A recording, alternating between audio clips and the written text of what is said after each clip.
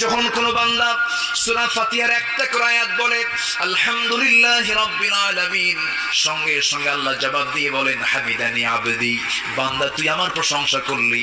আর রহমানির রহিম যখন বলে আল্লাহ বলেন আসনা আলাইয়া আবদি। মালিক ইয়াউমিদ্দিন যখন বলে আল্লাহ বলেন মাজ্জাদানি আবদি।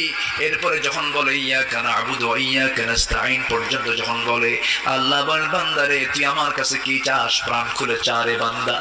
ইহদিনাস সিরাতাল মুস্তাকিম থেকে শুরু করে নিয়া ওয়ালাদ-দাল্লিন পর্যন্ত যখন বান্দা বলে তখন আল্লাহ বলেন বান্দা নামাজের মধ্যে এমন প্রেমের খেলা খেললি বান্দা তুই যা চাইলি সব আমি আল্লাহ কবুল করলাম। ওই বান্দা যখন রুকুতে যায় আল্লাহ তখন অস্থির হন। ওই বান্দা যখন সিজদায় যাওয়ার জন্য প্রস্তুতি নেয় সমস্ত ফেরেশতাকে ডাক দিয়ে বলেন ও ফেরেশতারা এই বান্দাগুলো আমাকে দেখলো না, রাসূলকে দেখলো না, কোরআনকে দেখে হাদিসকে বিশ্বাস করে আমাকে খুশি করার জন্য তার সবচেয়ে সম্মানজনক